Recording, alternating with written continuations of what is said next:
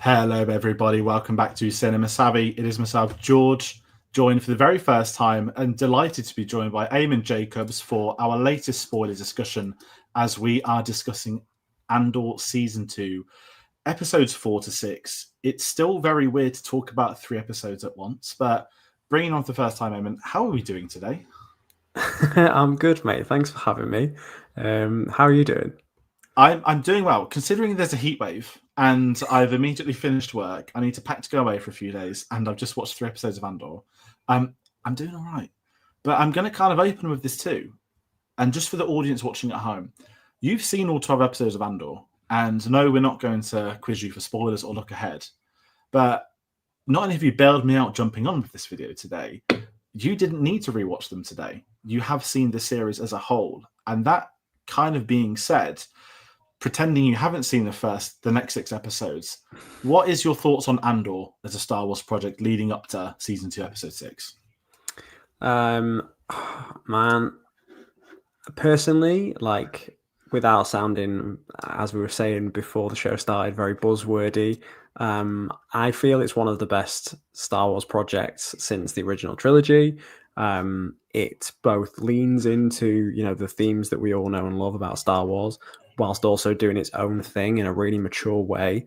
And I'm stunned that Gilroy is able to persuade Disney to do half of the stuff that he's done in an intelligent way and not just for face value and shock value. The depth to these characters is just insane, to put it bluntly. And I'm just, obviously, yes, I have seen all 12 episodes.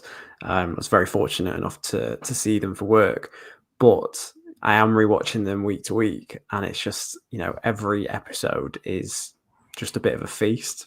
Like, the writing is stunning, the sets are stunning, visual effects are just top notch. But all of that is meaningless if you don't have a well-crafted story. And this just has so many layers to it that each week is just mind-blowing.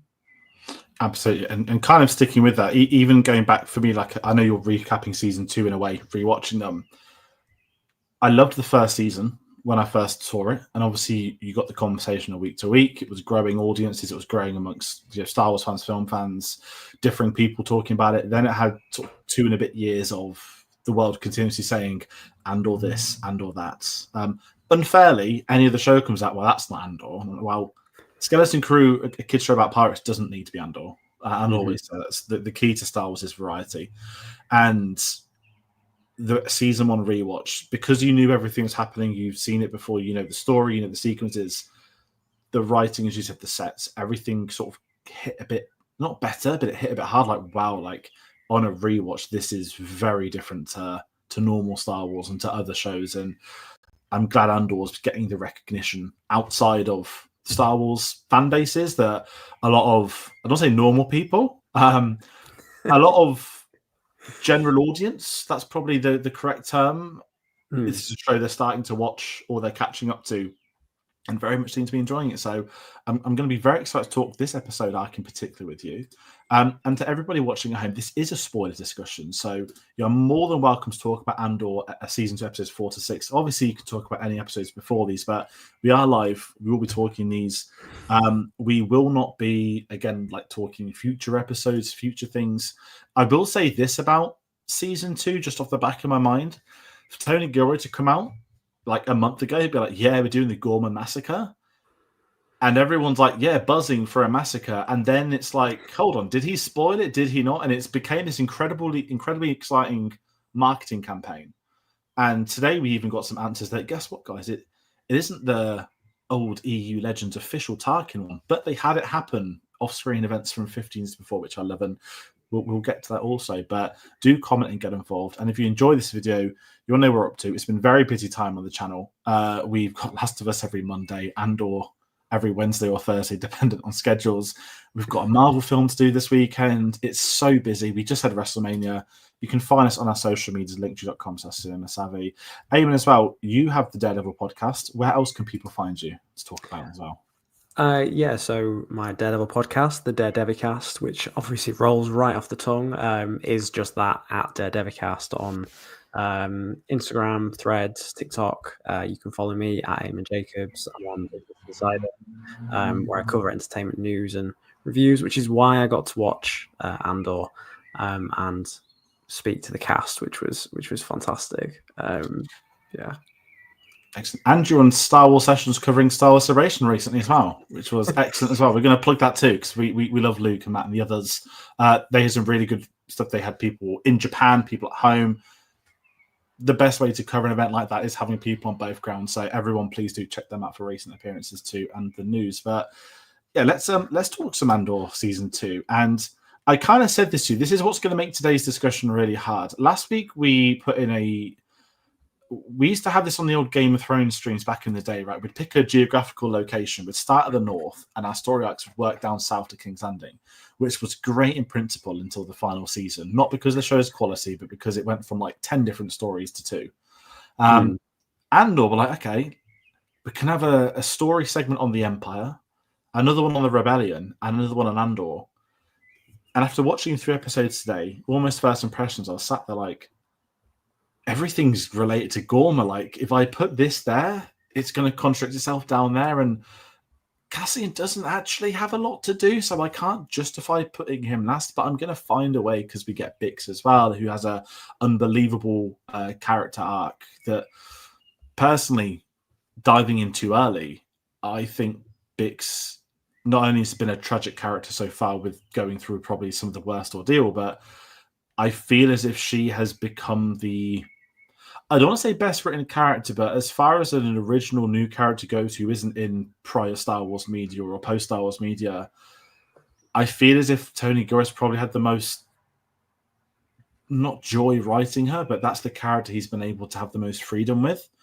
Freedom being a very rare term given how little of it she's had until now, but she has an unbelievably satisfying moment today at the ending, which we'll get to, and it made the thumbnail because I didn't want to put spoilers in there. But if we kickstart on the Empire, let's talk the Gorman project. So with 3 BPY now, we're 1 year closer to Rogue One. I'm just going to keep calling it that. Last week we had the return of Krennic, the introduction of, I'm just going to call it the main plot for season 2, which seems to be getting the Min rules out of Gorma. That's like the understatement of the year of what's going to go on. In sync with Tony Gilroy telling us a month ago, there's going to be the Gorma massacre. I'm going to be able to write that, put it to screen. Today's episode was very much Gorma-centric, with the title of episode 4 having Gorma in the title. Just a question to you, if we kickstart the Empire side of things, for a story arc that seems to be a game of chess between Luthen and the Empire, both having the same goals, which I'll talk about a little bit later with Luthen, but what do you think of Gorma as an introduction in Star Wars this week? Given we had the little cool trailer, like the Disneyland theme parky thing last week, what's been your thoughts on it in the story arc? I think, just to because you mentioned the word tragic, I think that's the thing that it evokes for me, because like you say, we know that Gilroy is planning the Gorman massacre. So, you know, when we're seeing like the Gorman Plaza and we're seeing the city of Palmo, and, you know, we're seeing Cassian walk around these people, and we get to know these people and we get to understand their struggle. It's kind of building all that emotional weight so that when this tragic event is inevitably going to happen, it's going to be a gut punch. You know, that's why we're spending so much time with these people. That's why we have an entire arc building up to a heist, because it's building them up as, you know, it's building hope, to bring up a key word that we all know and love. And it kind of feels like that hope is not gonna build to anything so meaningful for the rebellion at this point.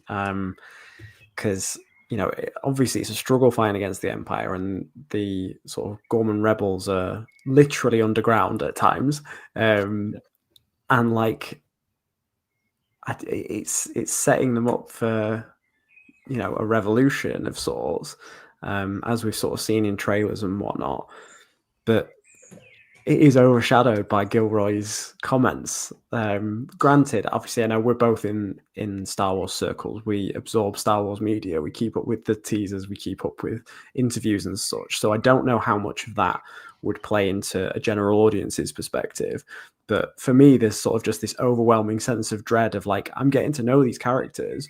And I'm just like, oh God, this kind of weird little European country of a planet is kind of wholesome and sweet, and there's culture there. And I'm like, it's really nice. I just kind of want them to have a happy ending. It's not going to happen, is it? It kind of reminds me that the Tony Gilroy spoke a lot about, I think I don't know if his degree was history, but he's a historian, and they've spoke about that at length in marketing. And to me, there is no coincidence of Revolution being all over the song in the trailer. It's been part of it. It's Rebellion. To bring in Gorma and politely put to give them more French accents. We kind of have like, they've answered a question if anyone ever asked it. What would France be in Star Wars? We have that now, Gorma. And then if people want to get into their history textbooks, you can obviously look at fascist regimes invading France first. Well, not first, but you can go back to revolutions with France as well. And I think there's a very conscious decision for these, getting it as its own language within it. It wasn't a fake created language for Star Wars. I know obviously many shows have done that, and you knew you were never going to get that with the Tony Gilroy show. But there's a lot to be invested by it. And even with the massacre as such, we can kind of talk about this because this was very cool. My context of the Gorma massacre was, and I'll be the first to say, I knew nothing. Like, I didn't know it from Legends. I saw this interview and I'm like, oh, there's going to be a massacre. Google it. And it's like, Tarkin landed a ship on hundreds of protesters. And the moment I read that, I was like, I don't think that would work in, not Andor, but I just don't think that would visually work for Star Wars. Not to put it past them, but I just thought, I don't think Tony Gilroy would have marketed that. And I think today's arc has answered two great questions of what's the impact of moving the story forward a year in 3 episodes, because it doesn't feel like the characters have woken up and they've carried on from last week. It feels like a year has gone by in this world. We've got Cyril, not in France, sorry. I'm going to keep calling France by mistake. We've got Cyril in Gorma playing a great double spy role, I've got to say. I love what the Empire's doing with this. At the same time, you've got obviously the Empire's building their new armory, as they have been led to believe. And we've got time. We've had other missions with Cassian and Bix that we don't know about, which is great because it implies characters have progressed and moved. They haven't stood still. They've not been sat waiting. And I really enjoyed the gap. But I think what really added for that was finding out that they'd built up a massacre of before, which they're calling the Tarkin massacre, where he did land the ship on hundreds of peaceful protesters. And it was 15 years ago in canon, which I believe would basically be right at the end of the Clone Wars, right at the beginning of the Empire.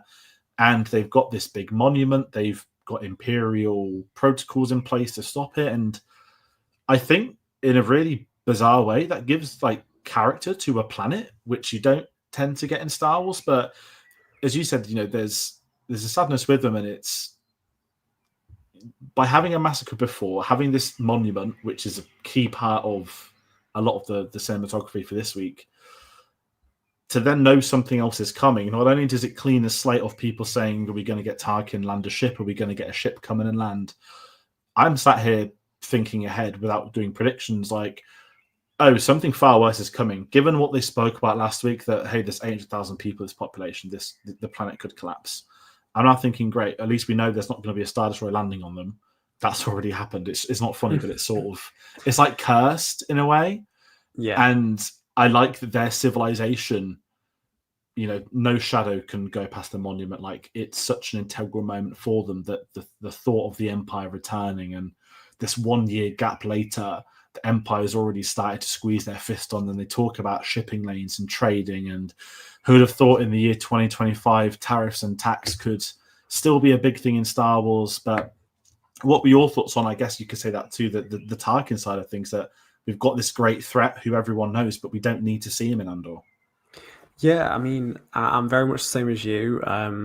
I've never really dabbled properly in Legends. There's a few things that I've read here and there, but nothing major. So I was completely unaware.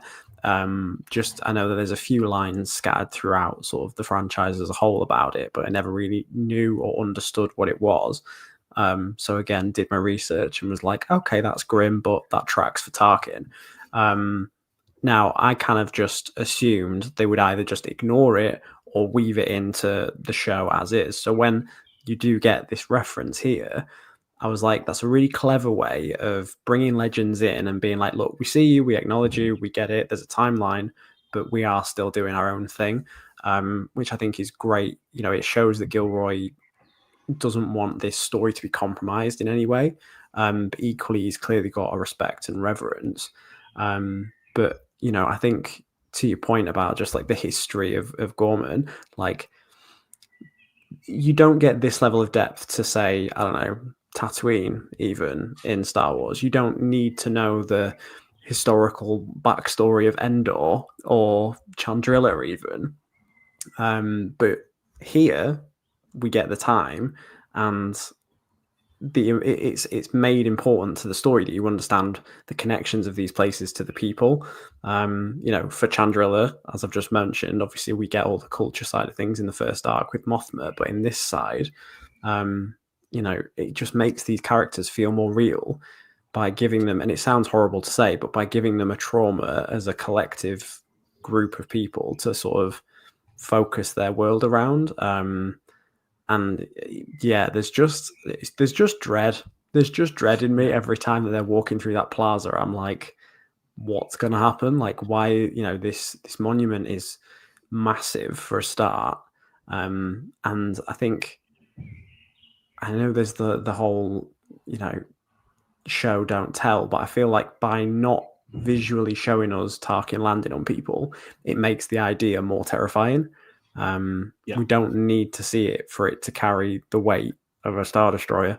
I just think it was really well done. I mean, I without sounding like a pure shill, I don't have any negatives to say about this arc at all.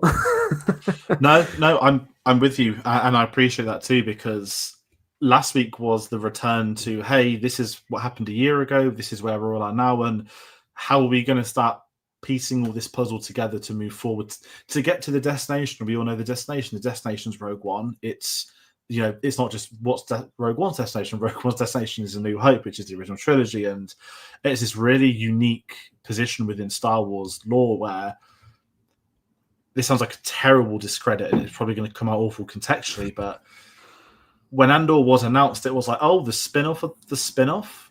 Really? And it's the best sort of really question mark ever, because it may go on to be the best ever Star Wars that, might become to generations below, be a pretty heavy entry point. But could you imagine someone new who's never seen Star Wars, they get to do 2 seasons of Andor, Rogue One, and then the original trilogy? It'd be fantastic. And I know you saw Revenge of the Sith at the weekend as well, back at the cinemas. Did you get the urge to watch Kenobi after as well? Because I had that. I was kind of like, I kind of want to see Hayden and Ewan again pretty soon. Yeah, I did. And this is it. And I think there's got to be credit for Disney. Like, I know there's a lot of attacks on them at times, and that's fair. And there's valid concerns of certain projects, whatever they want to say, like anything in life. It's a studio. There's going to be things people enjoy. No one's ever liked everything a studio's done, although someone can probably prove me wrong with a few studios. But certainly for a scale of Disney, you're not going to have that 100% hit rate. And I think Andor has become, I don't want to say an exception. I want to say it's like a jewel in the crown. That I think when we look back at their era, and I do like the sequels as an overall, I struggle with 1 out of the 3, which unfortunately has had a big impact on me not liking the 1. But I look at Andor thinking we could never have had this before with George Lucas, not in a disrespectful way. And that's one of the questions I love to know most is, even watching this show today, I was sort of sat there, and I never tend to care like what would the filmmakers think, but for someone as politically active as George Lucas, who has spoke at lengths, especially the making of those prequels, I'm kind of moving the tangent over a bit, and this really surprised me this week. To get politics in Star Wars, not of today's current climate, because we all know there's links there and what's going on around the world, not just in one country, but this feels like the most Star Wars has ever gone back to the George Lucas era of those prequels and really bridged a gap that, without jumping too far, even Andor's living on Coruscant now, a run-down part of Coruscant, not a flashy apartment, and we get to see the world. And I'm sat there thinking, again, I'm not going to use one praise to criticize the sequels, but it's like, yeah, it is a shame that the center of the galaxy we weren't allowed to go to, and I know there's politics there, and at the time they were appeasing, I want to say nicely, older demographics who were more vocal than the younger generation. And I love that Andor's being that bridge. Like, guess what? We can go to the Senate for an episode, but we can also then go to the war front of these tragic characters who were all potentially marching to their deaths. And even the hotel, the lobby boy, who, we're not allowed to really talk about anything to you guys. And there's generations of shot makers. I think it's quite a brave setting. If Gorma is to be the big location of season 2, which I think I'm allowed to say, because Tony Gilroy did say, I wanted to build this set, build this land. There is a budget that I have to stay in line with. And due to the budget of wanting to do this, I will set most of the season here. It's a weird thing to talk about budgets in Star Wars, but I'm just sat there like, well, he's right. Like, he's a showrunner. Like, that is his responsibility, and he knows what he wants, and he's been able to then write and build this arc, which we know is going to lead to another arc in a year's time. And I think for him to write around that ordeal is quite, I think, again, not just brave. I think it's just a very good idea. That I love season 1. I love how varied it is. You get the prison arc, you get Ferrix, and you've got, I forgot the name of the planet, but I call it Scotland because it's when they filmed on location. Scotland, of course. I love that they zigzagged everywhere and it all came together in a neat bow in the finale. And it's one of my favorite TV season finales, season 1. But season 2 is like, here is a core story that's going to stick with us for 5 years of storytelling.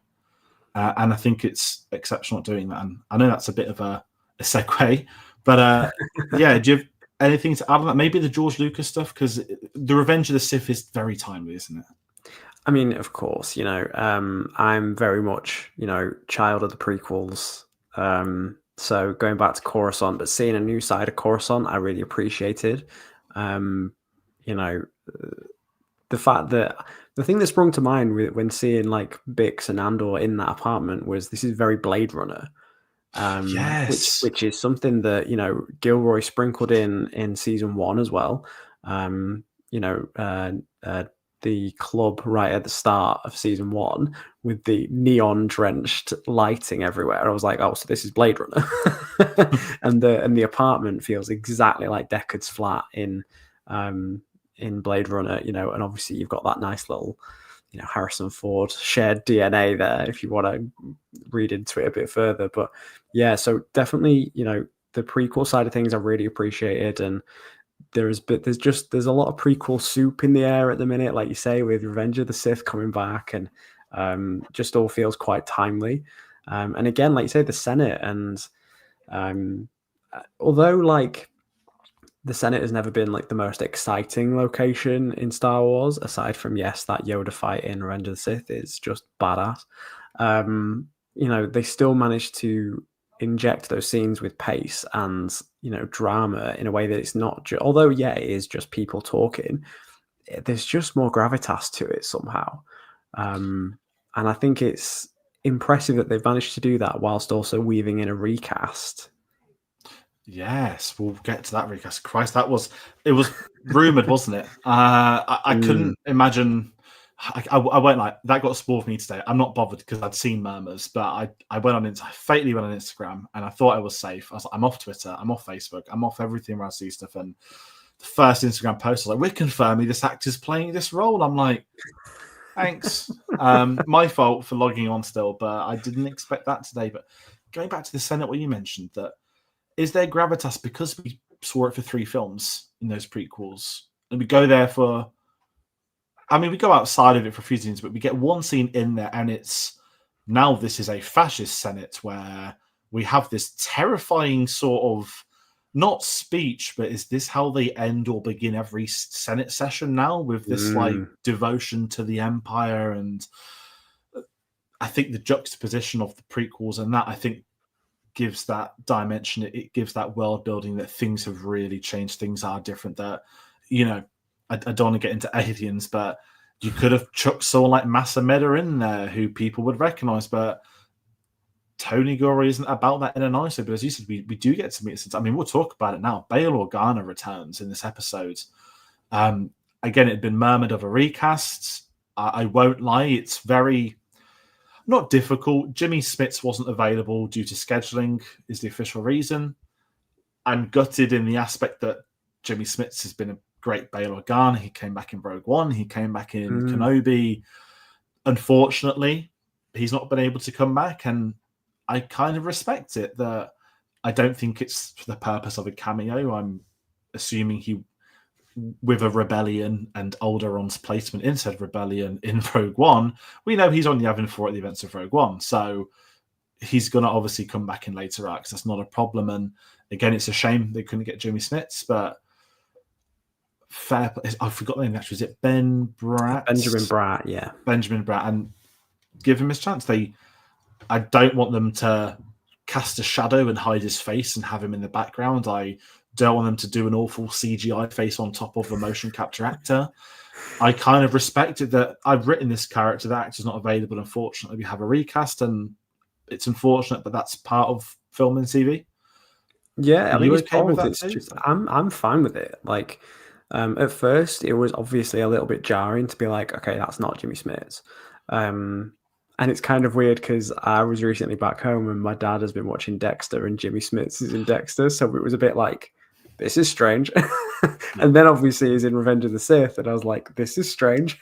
But I have to say, like, he did a great job. Like, he made the character his own whilst also still just like being Bail Organa. He didn't try and do a Jimmy Smits impression, which I feel like you could have been you tempted to do, and understandably so. But he was just like, no, I'm going to do it my way. And, you know, I think he carries it really well. And the dynamic with Mothma, it didn't feel like they just went, and here's somebody new. Their dynamic just sort of flowed really well. Although I did think it was funny that she did, her first thing was like, oh, Bail, and turned around. I was like, all right, cool. That was a real like forced segue of this is who it is. This is who we've recast. Yeah, and I think if you're like us, as you said earlier, we consume Star Wars media. We all know. My dad doesn't watch Andor yet. That's the key. He struggles watching TV unless it's Last of Us, because we have to sit down and make him watch it every week. But oh god, episode 2, he doesn't know anything about gaming, so I just turned around. That's not a spoiler alert, but I just turned around to look and nodded. Was that in the game? Yes, it was. Yeah, the Bail Organa, and this is what was weird for me. I'm going to talk Revenge of the Sith again. When I saw Revenge of the Sith the weekend, now I watch it like multiple times a year, so it's fine. But obviously, the cinema, it's a bit different. Okay, I did 4DX twice, that was an experience. But knowing Andor's back in that week, it made me think, and I know that Genevieve O'Reilly, of course, was in Revenge of the Sith, a scene was cut. But when you've got sort of Yoda and all them, I'm not doing, we'll do a special edition now, but I was like, damn, it's a shame that no one knew in 2005 Mon Mothma was going to go on to be the character that she has across Clone Wars, across Rebels, across Andor, Ahsoka to an extent, to be a chancellor of a futuristic, rebellion. I think that although that might have been in the older you, when they've got the sequence at the end with like Yoda, Obi-Wan, Mon Mothma, Bail Organa, I was sort of there like, oh man, like if they'd have got Genevieve O'Reilly in one scene in this, like not the validation, but the entirety of the Andor series, because she is, I think there's 3 leads in the series. I think, of course, you've got Andor, but then I also look at Luthen and Mon Mothma as like this. We know there's more than 2 stories going on, but to me, it's been as much Mon Mothma's show as Andor's. I get you can't do a series called Mothma because that would just be ridiculous. But I love the role she's played, and I think the key to that really is the writing by Tony Gilroy. And of course, bringing Genevieve O'Reilly back. But with Revenge of the Sith, it did make me think that, oh man, like, I get this, the scene they deleted was a bit, and then it's like, oh, we've got to do something about this Empire. I was like, it's Day with Zero. And it would have set up too much, but it's that juxtaposition of having it in the cinemas between episodes. I know Rogue One's not going to get a re-release at the cinemas, which is a shame. We're heading into obviously an insane summer blockbuster season. No cinemas are going to put Rogue One on over Mission Impossible, let's be honest. But I would love to be able to see Rogue One after. That's a different conversation, but a cinema Rogue One would have been amazing after the Andor finale. But sticking with Gorma a bit longer, I mean, we are zigzagging the schedule, which is better because, as you said, Gorma is more of a character. We spoke about the Empire with Dedra, with Cyril. Now, with this, actually, a great question. Not that I love asking people about fascism, but the ISB sequences have been some of my favorites in Andor. And I never once cared, like, I want to see the villains sat behind a table scheming. And, like, the ISB, I knew of them. A very good friend of the channel, Phil, when they first popped up in Rebels years ago, that was a humongous moment for him. And I was like, really? Like, the Josh Gad, like, animated character? That's a big deal to you? But turning the ISB into like an incredible, almost Secret Service bureau, which is what they should be, I think it's been one of, again, Andor's strongest suits. And Admiral, I can never pronounce Admiral Partgaz. I absolutely love Anton Lesser in this series, and I did wonder. I was like, just Dedra's mission means we're going to get a little bit less of him in season 2, but we got to go back to the ISB today and to know that they are playing the game of, we'll let the rebels build in Gorma because this is playing into our agenda elsewhere. And you've got other Imperial issues going on where, hey, we're arresting too many people and we're starting to struggle to cope with arresting too many people. And I love there's so many things happening in the background, which does make sense for a fascist dictatorship that is in control of a galaxy that isn't, that isn't obviously playing by the rules. What did you think of the ISB stuff today? Because I think that adds to the Gorma side of things too. Yeah, I mean, I think it again builds those layers in Gorma. I keep coming back to that sense of dread because it's like, yes, it's fantastic that the rebels are building and they're trying to organize and they're trying to, take back what is theirs on Gorman, but it's undercut with this sense of just horror that they're clearly playing into the ISB's hands. That is exactly what they want. They want to stoke a rebellion. They want to do that so that then it gives them an excuse to do whatever in a future episode. And again, as we've already said, like, Tony Gilroy is a historian, and there's plenty of real world examples of these kinds of operations and schemes that have played out in the real world, which just makes all of this a bit more tragic. It's just, I think, again, maybe this stands for the series as a whole, but it just makes it more relatable and kind of timeless, which again then just makes them really good villains. Yeah, it's. I'm gonna get on my national high horse and say the British thespian is always going to be the best villain you can get on TV. Again, Anton Lesser, I don't think he's an actor too many people are familiar with. Like, he's always on the RSC. I think he's on stage in Stratford even now, actually, if I'm honest, just based off adverts I've seen.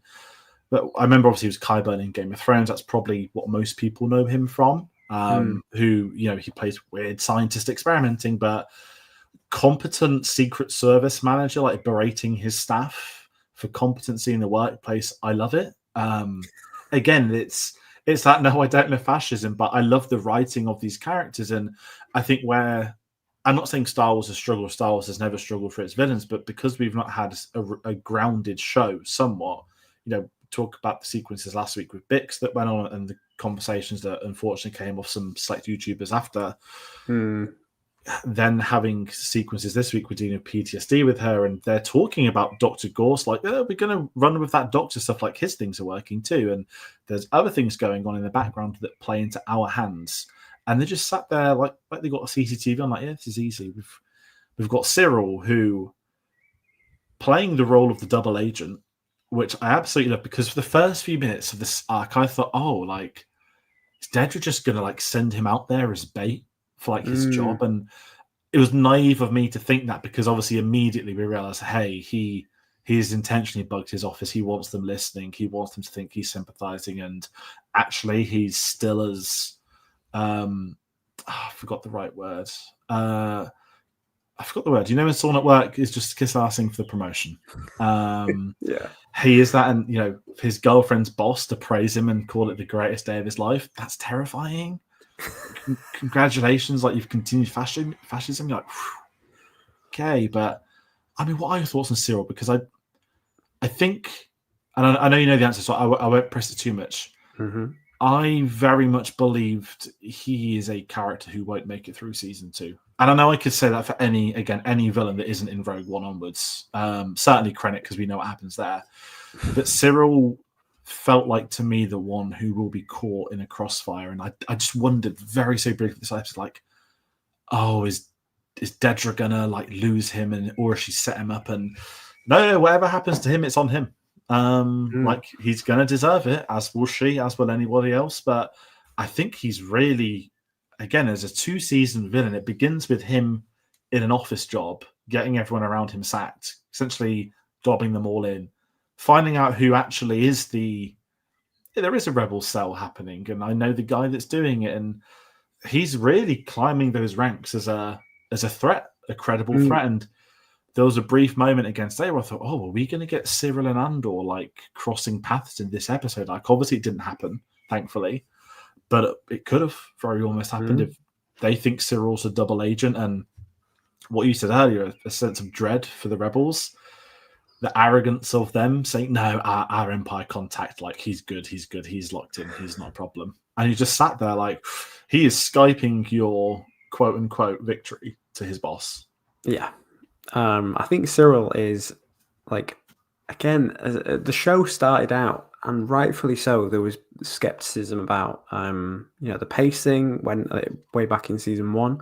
And it started out partly because of Cyril's character. You're a bit like, all right, well, he's not in the Empire, so why do we kind of care as much? Do you know what I mean? You don't have that sort of instantly recognizable Imperial uniform. He's wearing like a blue dodgy like outfit, and then you fast forward to now, and he's become one of the most like captivating characters, even just from a character study of like, this man is obsessed. Like, he needs an obsession to get him through life, otherwise he literally just sort of stagnates. And you very much get that impression from the relationship he's got with his mother, that's for sure.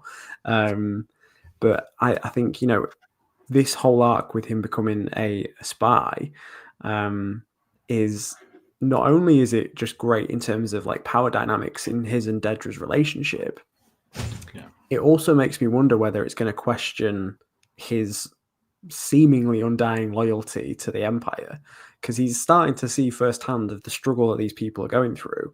And there's just brief moments of like shock on his face of like, what am I actually getting involved with?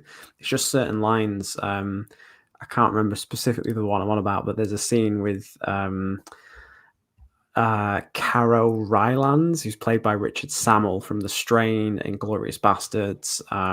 He's fantastic in this, and I loved The Strain. So when he popped up, I was like, oh, it's that guy who's a fantastic villain in that. But yeah, so when he's having these sort of conversations with the rebels on Gorman, he's just like, yeah, there's a sense that he's going to do his job of whatever, manipulation and information feeding back to Dedra, but I think he's going to, have to face some of his own actions as a result of that.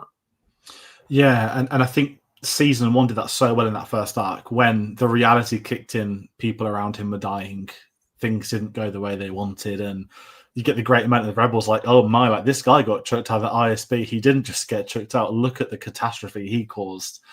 And that's going to have a moment, and I think it will come on a grander scale, because we know where this is moving. Even though we don't know the context of what it's moving to, we know Gorman has an end game as such. Thankfully, it's not older. And I'll give Tony Gilroy credit for this too. If someone was going to do a show about a doomed planet, Alderaan's number one every time, isn't it?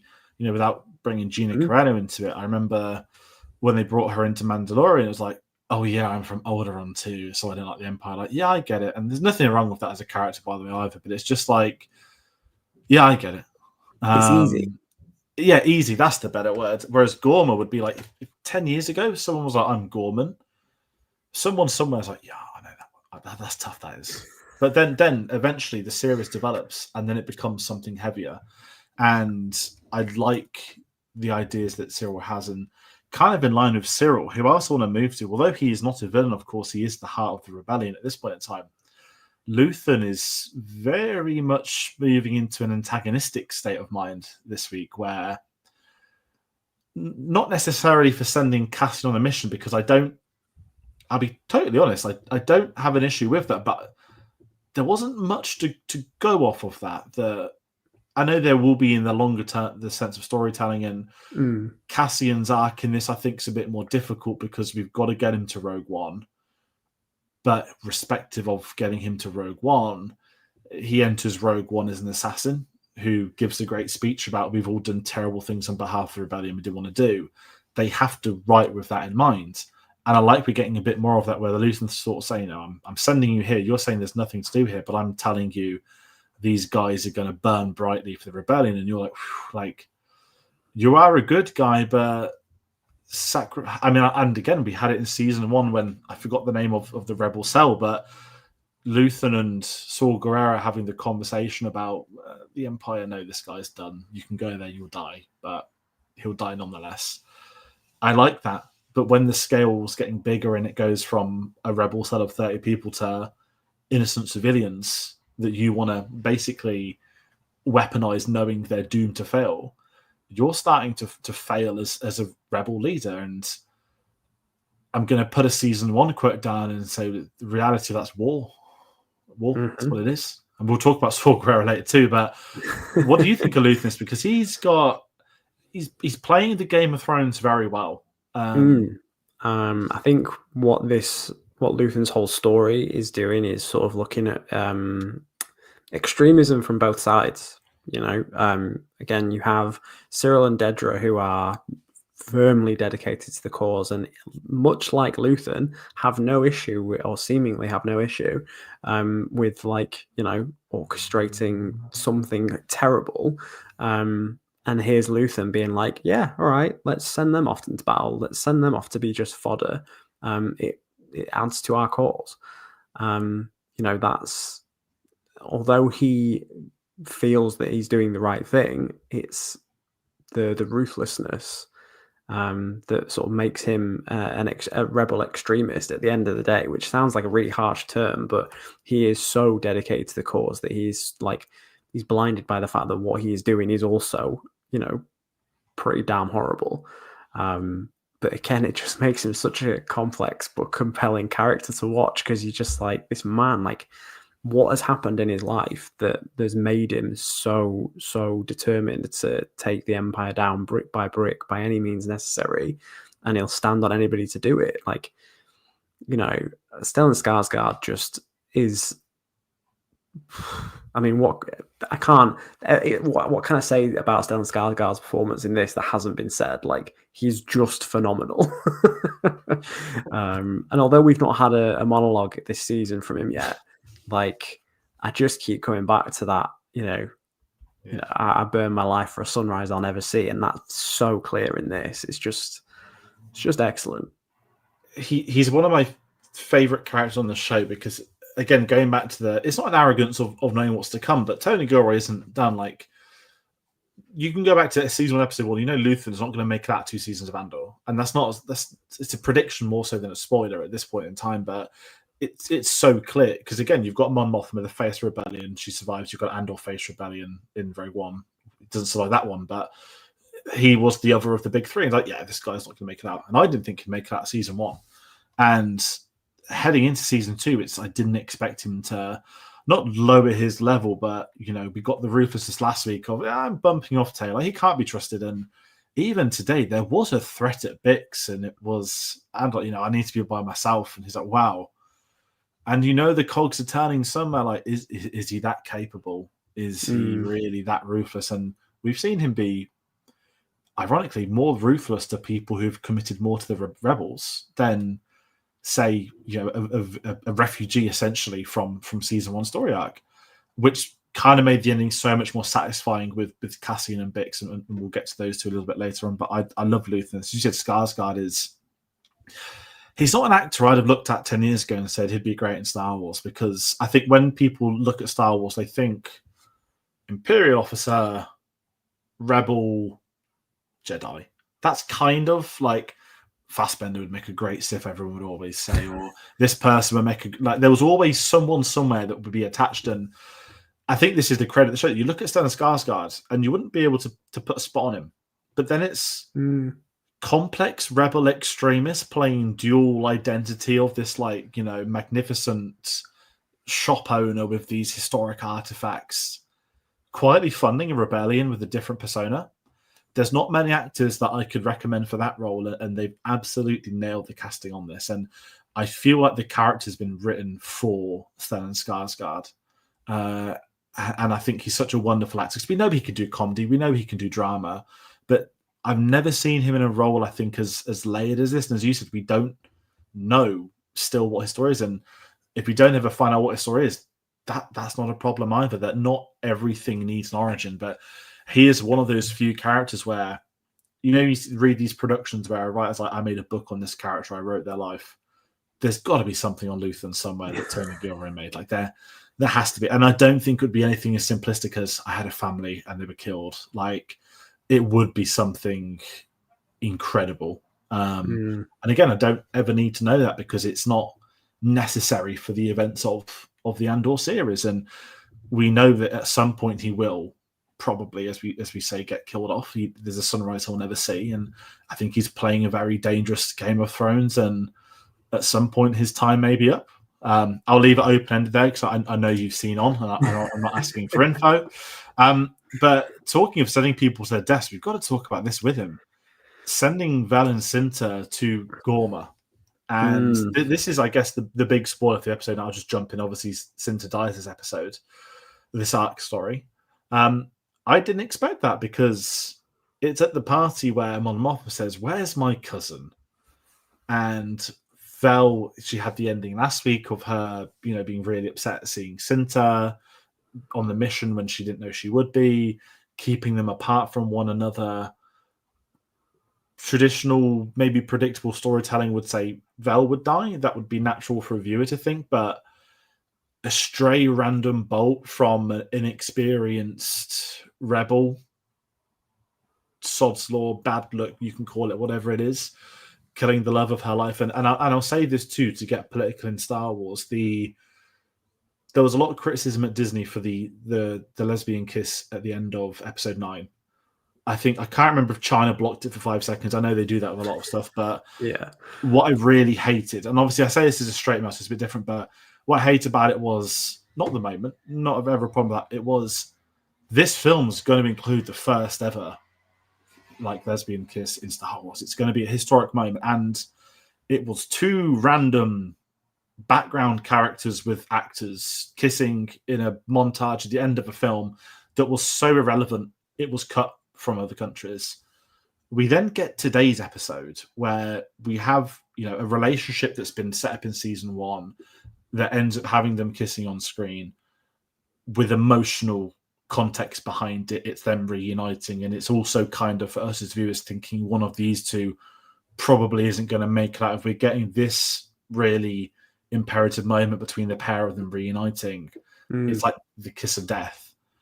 What did you think of the whole Val and Cinta? Because I didn't see it coming and I was absolutely gutted. I mean, I have to say, I'm the same as you. I kind of assumed that Vel would be the one to take the hit if that was going to happen at some point this season. And I think part of that is, obviously she popped up in the Aldani arc first in season 1, and then sort of occasionally towards the back end of season 1. But so putting her front and center in that first arc of season 2, they're sort of, putting weight behind the character, and sort of like you say, the "Where's my cousin?" And building that relationship with Mothma a bit closer. You kind of expect that to then come with tragic consequences. To you've made the audience care about this character. What do you do when that happens? You make them care by killing them off. But by killing the person that she loves the most, again, it's just that relationship is just. You giving her what she wants and then just snatching it away is only furthering her dedication to the rebel cause. Sorry. So, although it was bittersweet having them back together for such a short time, you're just like, well, this is going to push her further. you know, and I think it's interesting that they didn't have her killed by an Imperial. It wasn't a stormtrooper. It wasn't like, you know, an officer or something. It was somebody that she was trying to work with and was trying to help. And it was just an accident, essentially, at the end of the day. And I think her response was equally interesting of, you know, you'll spend the rest of your life paying for this. Not I'm going to kill you. She's not going to, you know, beat the shit out of him. Like, it's just you'll pay for this. It's not going to be me that's doing it. Like, your own internal torture, clearly, because the guy is broken after it happens. You know, he's sobbing in that like transport vehicle. And I just think it was a very smart way of handling that relationship, because it was never going to have a happy ending just because of who they were, you know. And realistically, given how dedicated Cinta is to the cause as well, and to Luthen, as we've already seen, like, it kind of does make sense that she was the one to die in an operation. It might not have planned out or played out the way we expected it to, but it kind of tracks for her character. Yeah, really well said. And that sequence with that rebel after, and it kind of had duplicate meaning for me that you obviously we've not killed anyone in Star Wars, and I'd say in Andor in particular. Not Andor. I'm getting franchise mixed up. Last of Us. Ellie killing her first person back in season 1. Well, technically a second person for different reasons we won't get into. You haven't seen it, but that's brought up in this week's episode, so it's quite timely. And in today, if that French soldier had killed maybe even a stormtrooper, an Imperial, he might have had 3/4 erection, because that would take a toll. And I think what hit most about Vel's monologue for me, it wasn't just the fact she is mourning someone she loved whilst the person next to her is weeping at someone he didn't know. He's got to live with the fact he's killed someone. And on top of that, it is now someone working with him, is just someone helping him. And their partner is next to him, who is loaded with weapons should it be needed. And just the almost, you know, look up at me type mentality. Yeah, I thought again, it was so well done. It's so tragic, and Vel is one of those characters. And again, leading up to Cinta dying, one of the other reasons I thought Vel might be more at risk was, well, if it's going to be a Gorman massacre that propels Mon Mothma to announcing the rebellion, as is in Star Wars Rebels. That's not a spoiler. Which I will say, I think we're going to get. I'm desperate to see this in live action, because I think that would be Genevieve O'Reilly's Emmy self-tape if they do it. I wondered, could Vel die on Gorma, which would then add so much more to Mon Mothma's character of it wasn't just innocent people killed. I also had a cousin there. And if that's a lovely little segue into Mon Mothma for this week, how do you recover from the amazing dance sequences from episode 3? Star Wars has uploaded the 1-hour version. I'm not going to lie. I've had the remix. The remix has been in my head all week. And the worst thing is they put it on the soundtrack to the song called Brasso. So you literally go from the death of the legend Brasso straight into the remix music. And it's like, I get like 30 seconds of depressing music before I get the rave. And I was sort of because they held off showing us Mon Mothma for a while in this arc. They didn't make her front and center like the others, and they're building up to a moment in the Senate. She is trying to gain votes for. Apologies, I can't remember the official reason, but it's essentially a policy that's going to help the Gormans and the rest of the. I guess we call them the Imperial Senate, not the Imperial Senate podcast, but we recommend friend Charlie and all the others over there.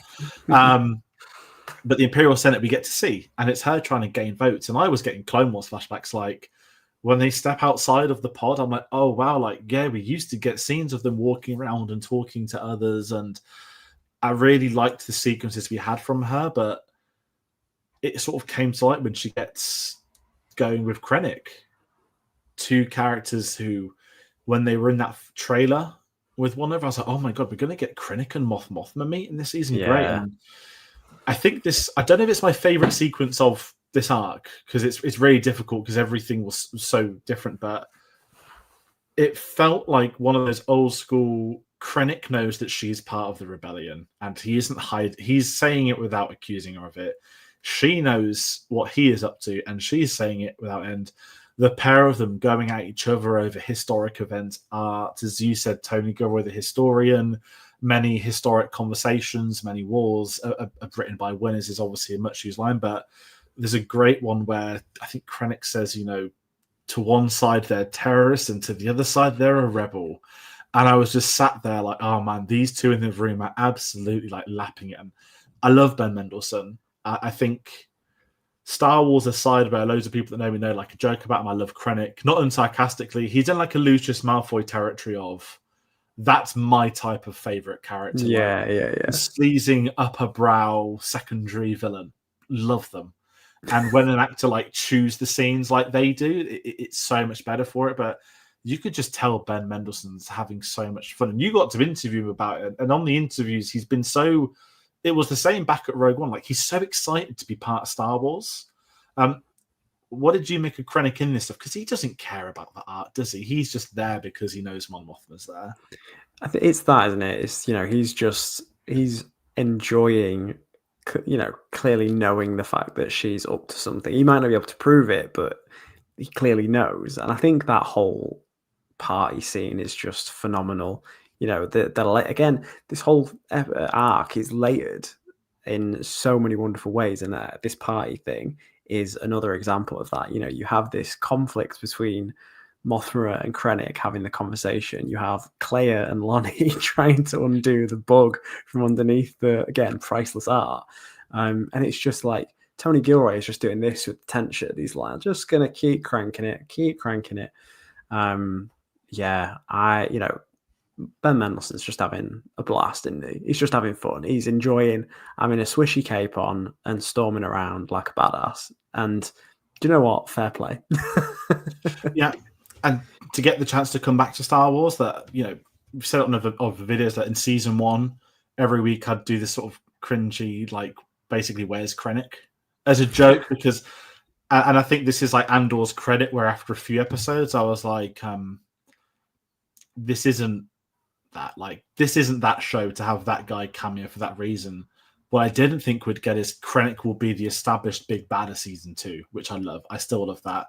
And I did wonder when we're in episode 2 this week, I was like, oh, like, maybe we're going to get him without one. Like, maybe he's not going to pop up again till the end of season 2 or something, because I never thought it'd be in last week, but now we've had last week, it makes sense that, yeah, he is not the mastermind behind Gorma, but he's kind of a joke in Rogue One in a way. Like, he's the villain that's always, there's a spy under him, or Galen's done this, the dastardly animated villain. But they're building him up as a credible threat. Like, even the line, I'm not used to seeing you, away from the witness stand, and you just sat there like, what monstrosities has he been on trial defending already? And I love it. I love what they're doing with him. Again, the performances by the pair of them, and as you said, the interweaving with the microphone. I had Mission Impossible vibes in the best possible way. That the tensest scene of the episode, it wasn't the action heist that went ahead successfully. To me, it wasn't the war of words with a politician and a director. It was just two characters trying to get a microphone out of something. And, it's like Mission Impossible 1, his goal is just to plug a USB into a computer and get out of the room. And when you have great writing, performances, sets, costume, whatever you want to call it, direction, the production builds around those moments. And I think Andor, it's really the editing that's, obviously we know it's the writing, but last week we had the interjection of Mon Mothma dancing and the big sequence, which was disturbing yet so powerful because of those two contrasts. Whereas this week it was the war of words, as you said, then it's the microphone, then there's a heist going on, and they were just moving around the three. At times, even the sound effects and like the cuts were like right in sync. I thought it was so well done. But anything more to add on the Krennic Mon Mothma stuff? I mean, both of them are in terms of Genevieve O'Reilly and Ben Mendelsohn, I just think are at the top of their game this season. I think it's, as you said, Krennic coming back, you kind of expect to be like a one episode and done maybe.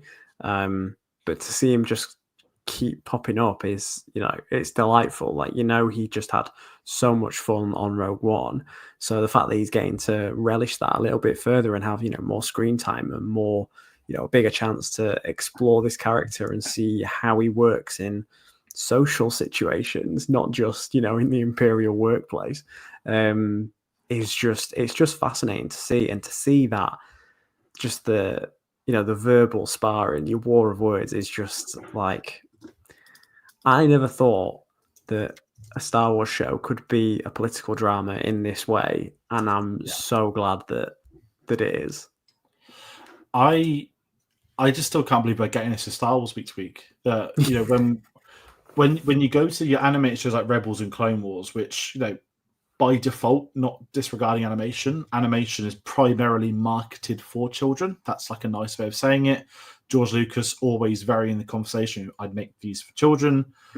We'd get those really heavy, dramatic Star Wars arcs. Where it's like, oh my, we're kids are meant to be watching this, and there's a clone being impaled and kissed by the Sith, and to get this as a live action series week to week, and it's not that it's not for children, of course, but it's a mature adult drama. And I'll just call it prestige drama. The adverts are revered by critics, Emmy nominated. And I'm sat there keep going for it. And it's that going back to the variety that not every Star Wars show needs to be this. But I think a show about the birth of a rebellion kind of does. And I think I spoke on a video, it was either last week or on an event I said that the one thing Disney I think has done better than any era of Star Wars is not the era of the Empire, but the Imperial regime under Disney's banner. That's not me making comparisons. Has been like the most evil they've been. Whether it's because we're lucky we get live action TV in this era, whether it's because we've got different people coming on. It's the expanded universe isn't as expanded as it was 10 years ago with all the old books, comics. But Disney has made the Empire a credible threat. And I think there's a lot of credit, and this show is exemplifying that on the ground level, from your captains on patrols to your directors of fascist stations to your Grand Moff Tarkin, who isn't going to be seen, but we get to see his impact of his actions of 15 years ago, knowing what's to come down the line. And it's so great for that. And I want to talk about, we will get to Cassian, and I know we've gone for an hour, but I've got to talk about Saul Guerrero, who we haven't spoke about yet.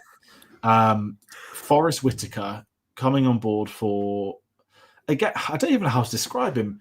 I can't sit there and say he's having fun like Krennic, but every time Forrest Whitaker comes on screen, and it was like this in Rogue One, I was like, I just never imagined Forrest Whitaker in Star Wars. No, and yet it weirdly works.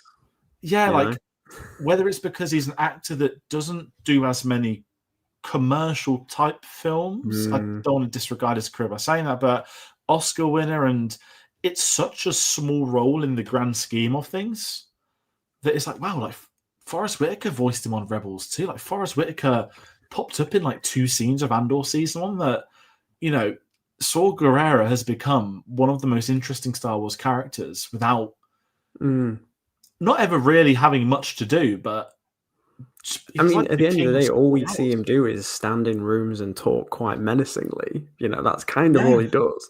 We've never seen him fight, really. We see him die in Rogue One, and that's kind of it. And yet, like you say, he's so interesting, partly because he's on the sort of Luthen side of the rebel spectrum, if you want to look at it like that. And I just think that whole scene with Wilman and the Rhydonium, I was like, this is so twisted. He's like, oh yeah, kid, why don't you breathe in this really toxic chemical? It'll, make you harder or whatever. And I was like, what is happening?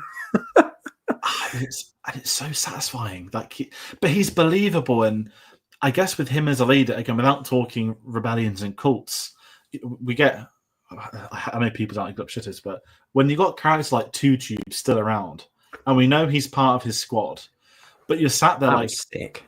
Him having the same clique of people for an eternity, it gives, I don't want to say cult leader status to Saul Guerrero, but it's kind of like his guys are loyal.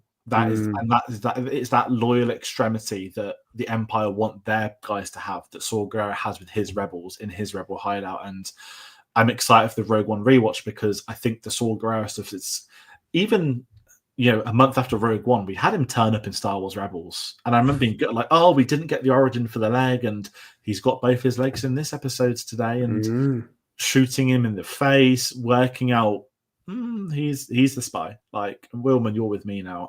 I loved it. And even characters like Wilman getting to stick around. But you weren't just that kid off Ferrix they took in now. You're actually you had a relationship angle in the first arc. Now you're in, pure.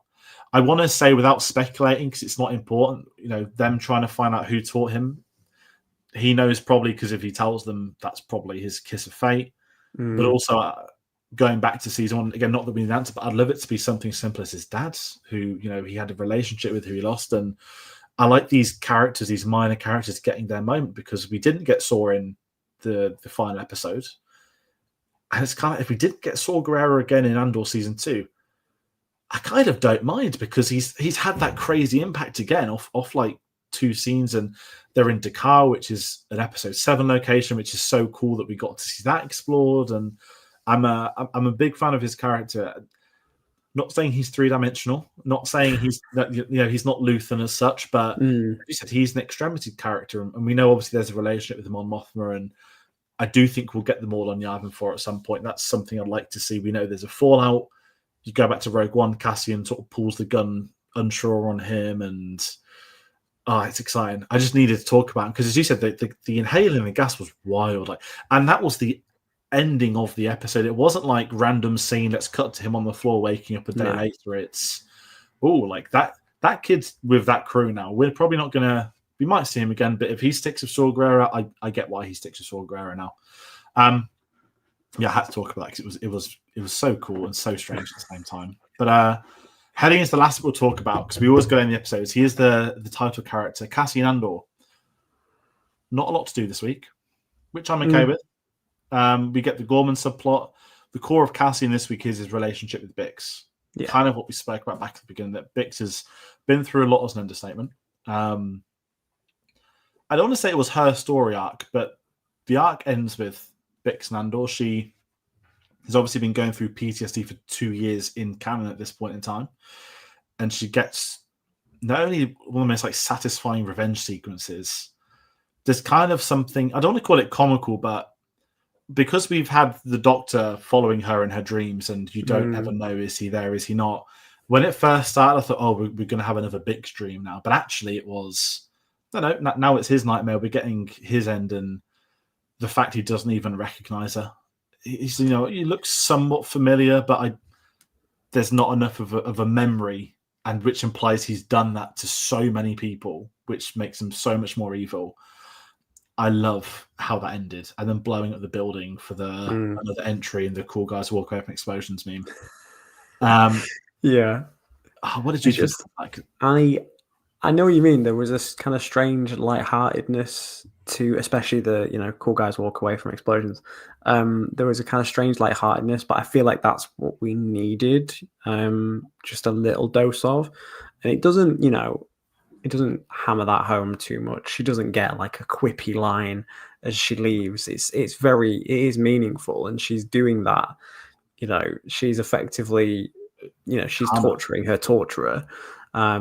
It's karma. It's it's giving her back her own agency, which as was debated a lot last week, and rightfully so, was almost kind of taken away from her.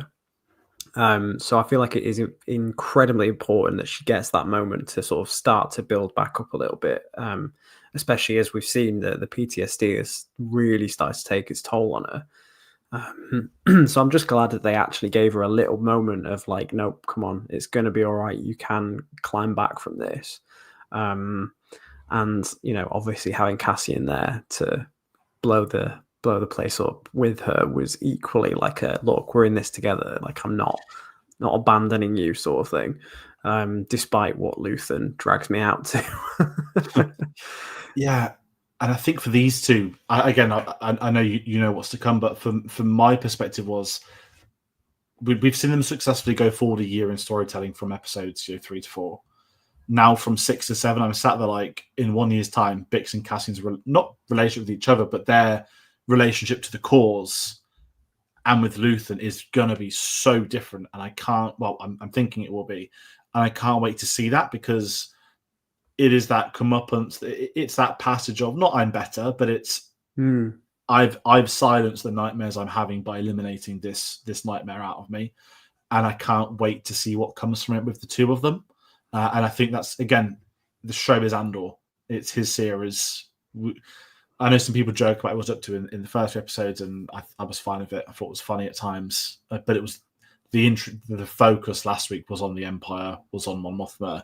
This week, the focus is on Gorma, and without doing predictions, I do think we're obviously going to get Cassian back to Gorma next week. Potentially, I could be wrong, but it feels like we're going to head into this. We'll be 3/4 through the season from next week, and that finale, it isn't going to be here's the Rogue One prologue. But those final 3 episodes are going to almost be the Rogue One prologue to an extent. So I'm not making predictions for next week. I'm not trying to think I know what's going to happen. I don't like doing that with Star Wars, if I'm honest. I don't mind it for Marvel, where I've read a lot of comics, but I think the beauty of Star Wars has always been the unknown. And whilst we know a lot of what will happen, where the characters are going, what their journeys are, the 1-year time jumps, they're working so much better for the series than I thought they would. And I'm so delighted to be, I don't want to say proven wrong, because I didn't think it would be wrong, but I'm glad the show isn't impacted by 1-year time jumps, that season 2 has been written in this unique way of 4 episode arcs for 4 years. I can't think of a show that's done that before. It's such a different, even the release of 3 episodes a week, I don't know if that's maybe somewhere something's done it. I know Stranger Things got towards an hour and a half, 2 hour episodes by the last season. I'm sure the last one will have 2, but it's exciting and I can't wait to see what comes next. So if we head into final thoughts, my final thoughts on this episode arc, I want to call it the Gorma arc, but I can't because it's going to go the Gorma season. But I thought, I'm not saying I don't have the words to praise this, but the consistency that this arc has on this superb show, it goes up and up and up every week. And I think, whilst last week teased what's to come for the season, this week has really moved the chess pieces on the board, ready for whatever carnage is going to come in, whether it be Gorma, whether it be the Empire, whether it be Rebels. I'm braced for all fronts, and I can't wait for next week. I don't want to wait a week. I moan at having to do 3 episodes a week. We don't get it for 12 weeks. I'm sat there I just got to binge a new Star Wars film today. Yeah. Your thoughts on the second story arc?